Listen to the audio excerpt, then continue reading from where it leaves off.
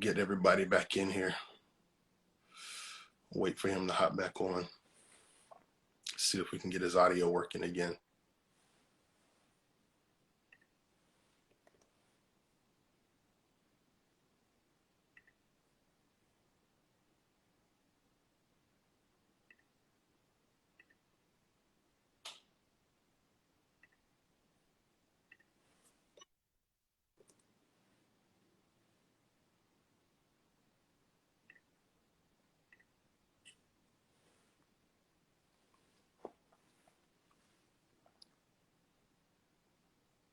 Hey, Kimmy.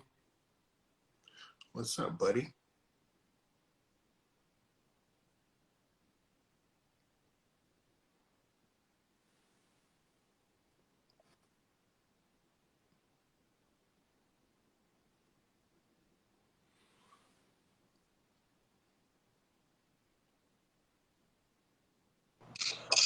There we go. You know what happened, Tim? Somebody called me. Why are people calling me? I'm tired of giving away my number. 555-5555. But I was telling a quick story about this young boy, 19 years of age, comes into a rehab that I'm part of. Heroin addiction, 3 days shaken. He can't stop shaking. He's going through detox. And I told one of the overseers, and I said, I know it's not within what we're supposed to be about, but I'm going to stop this kid from shaking. So I prayed for him, and the power of God hit him. And I'm telling you, he just stopped. Wow. And so I am not ashamed of the gospel of Jesus Christ. I cannot see a kid shake for 3 days and know that there's divine power and just let him keep shaking. Whether I'm going to get ridiculed or talked about, whatever. I'm past all that a long time ago. I love it. We're on this kind of little bunny trail. Right off the top of your head, what is one of the craziest miracles you've been a part of seeing? I would say at Charles Neiman's church in El Paso, Texas. And, you know, Neiman's got that amazing church. You know, they're over 20,000 now. That's crazy. And it was a big old conference full of all the guys we know. And there was a lady that had had a stroke, and the stroke had paralyzed her on the whole right side of her body. And she had had the stroke for so long, her foot was atrophied already. The right foot was atrophied. And she could not talk. And so I said, I don't want to scare you, but you're going to get healed right now. But don't get scared. So here's what I believe about healing. The word healing comes from a Greek word therapon, which means a remedy to get better. You cut yourself, you bleed, then you get a scab. Scab stays for a while. Scab falls off.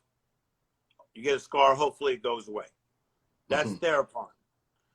So sometimes there's a therapon, but sometimes there's a suddenly. There's a miracle that just hits all at once. This was about to be an all at once. Now, where do I get that kind of faith? Because I've seen it since I was a kid. Yeah. And I talk about this in my book, Miracle Mentality, because I'm not ashamed to talk about how powerful God is.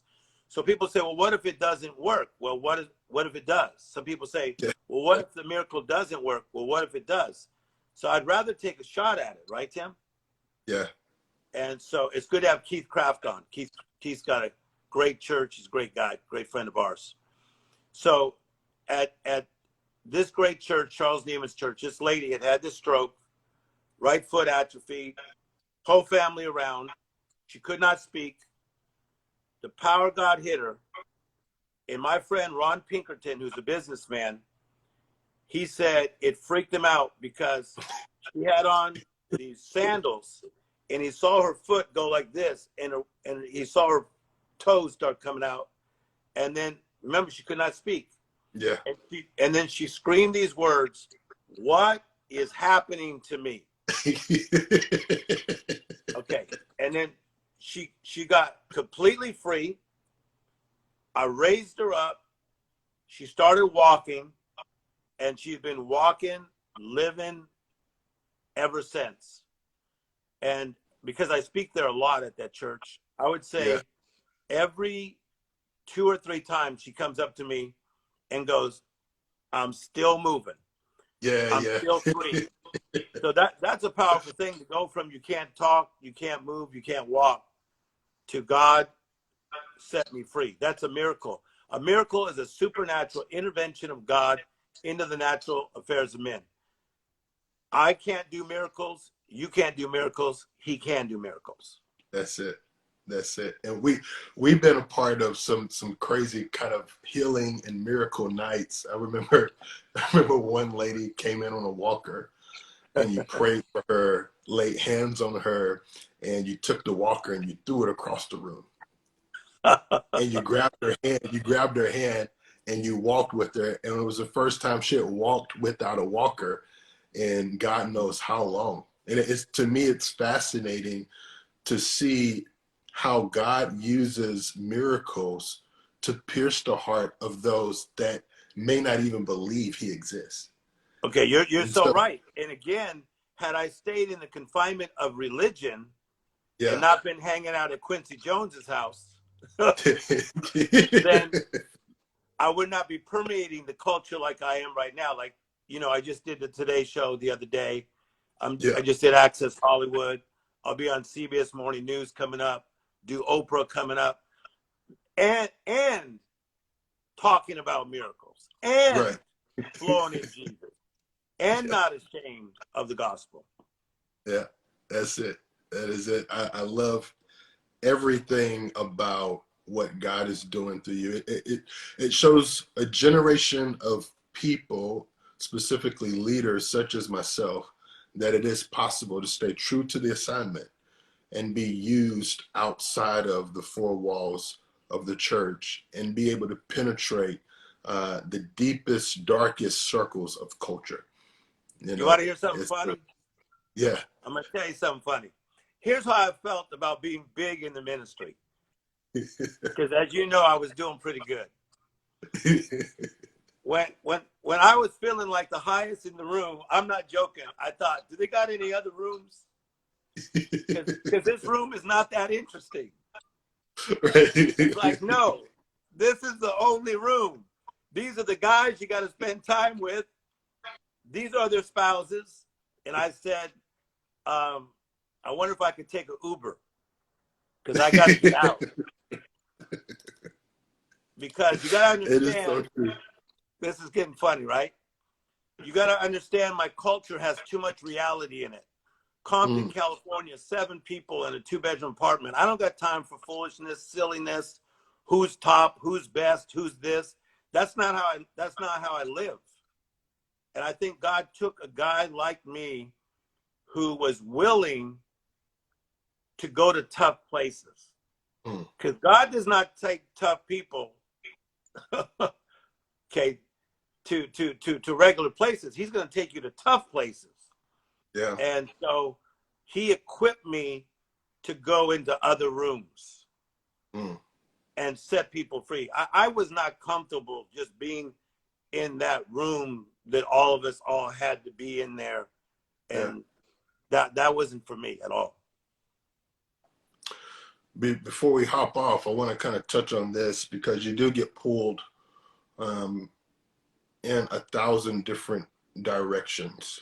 And I recently put out a piece of work, The Power of 1440, talking about how we steward the minutes that God allows us to live and how Yes. in life really there is no balance and it shouldn't be. So Yes. God shouldn't get the same balance of time as other people do. Um, Yes. how do you prioritize what you give your time to? You see You that book? do. That's how much I love you. I keep it right next to me. You see that book right there? I do. You're too kind. You're too kind. Here's the deal. I believe in being fully present, fully feeling, and fully alive. And to be fully present, fully feeling, fully alive, you got to know this. If God takes care of the birds of the air, how much more will he take care of you? So I'm not trying to beat the sun up. Like a lot of my friends, I speak at the big conferences, I beat the sun up. Yeah. And the sun is like, I beat you up for years, brother. And I'm going to beat you up when you die. So my thing is, I really feel like God takes care of us and there's a peace there. Mm. So now I want to be a good steward of my time. Mm. And you do a good job of really teaching in this book that really somebody else's urgent is not necessarily yours. Yeah. And that you have to make the most of the time that you've been given, but you have to be alive in that time. Yeah. See, you're really good at that, but you're very alive. I mean, I see you spend time with your family. Yeah. I see you on vacation. You're about to break 40 cruises.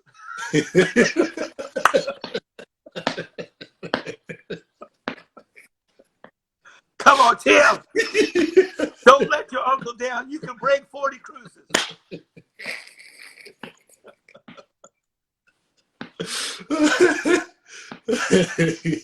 So I so believe in this, Tim, that I'm not even joking. Like you get the same thing. Like there's a lot of celebrities that will say, I want to fly you to blah, blah, blah for this party or that. I promise you, 8 out of 10 times I don't go. Yeah. Because it doesn't fit in with what I'm doing, with my assignment is. Right. I don't want to keep leaving the assignment for a good time. No, that's not what I do. That's so true. That's so true. And for a moment, you know, you touched on something, leaving the assignment and understanding what the assignment is. On certain days, it's the same assignment, but it looks different. 100%. And so how do you steward those differences in the same assignment? So to me, one assignment is not bigger than the next. Like I got a homeless guy about a mile away from my house that I become a nuisance to him. Because I get out of my car and I pull out $20 and I hand it to him. And then he goes to me, he goes, oh, here comes the speech. Sorry, that's my assignment. That's somebody's child. Yeah, yeah. So that assignment compared to speaking at a big secular conference of 34,000 people, that 34,000 people assignment is no bigger than me going to the homeless guy every other day, because sometimes he hides from me, Tim. He hides. That brother's hiding now. I'm not joking. He sees my car. One time I saw him running the bush. Because that's my assignment. My assignment is Isaiah 61 is to help people take their ashes and let God change them to beauty. So the assignments to the homeless guy, the assignments to the 34,000 people at a secular conference.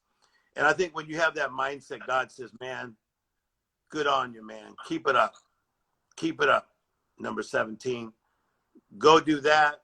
Go do this. Go do that. Because just like you, I'm not looking for places to speak. Never have. I don't want to go somewhere where I'm tolerated. I want to go where I'm supposed to be. I'm on assignment. I am on assignment. Yeah. You touched on number 17, and a lot of people don't know what that is.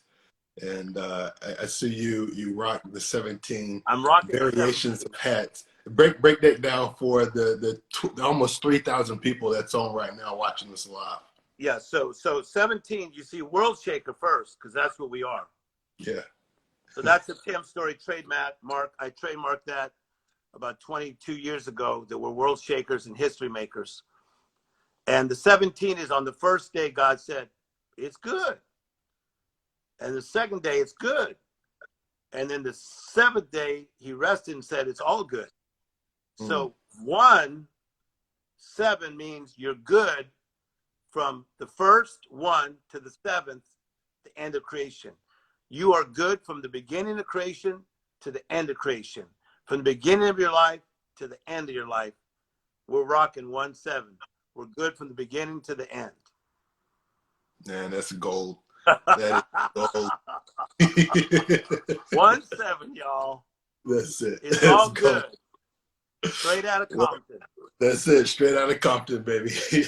Well, I'm thankful that you would take out some time with us tonight, Unc, and really just share, your heart and allow us to pick your brain and see why the legend thinks the way that he does. And I tell you, the people love this. We own to something here. We're half on a to million something. people, half a Tell them million again people how viewed many it. people watched last time. Tim, tell them how many people watched this last time. 550,000 people. Yeah, because 550,000. the real deal is, I'm going to say this, even if you don't like it, you're going beyond what I did. I'm like, I took the NBA. No, it's true. I took the NBA to a certain spot. It's like if I was Dr. J. You got your dad in you. You got your mom in you. You got guys like me around you now. You're in a whole different thing. And so that's one reason this is working, because this is like 2 guys that God decided to say, boom, tag, you're it. And people say, well, why did they get chosen? Because that's how God rocks. God will sometimes use shaky people to do sturdy projects. Yeah. Because I never thought I had it all together. I was like, man, I really need God. And so do you. Like, even at my best, I really need God. Yeah. And so I think that one reason everybody watches is because they're seeing somebody that's in one generation who still is touching people in the current generation, and you're touching all these generations and flowing in a new and dynamic way. So it's a beautiful collaboration. It's a beautiful collaboration we got going. It is. Tim and Tim back at it again, baby. So thank you. Thank you. I love you. We got to do this again real soon. And I know that almost the 3,100 people that are on live right now has been blessed by what you've shared, and just being able to hear your heart and spend some time with you. So I love you, Unc. I'm grateful for you, man. Life is good. You get off first, because I have no idea how to get myself out of here. Okay. Otherwise, I'll be here for like 24 hours, just like. All right. Love you. Okay.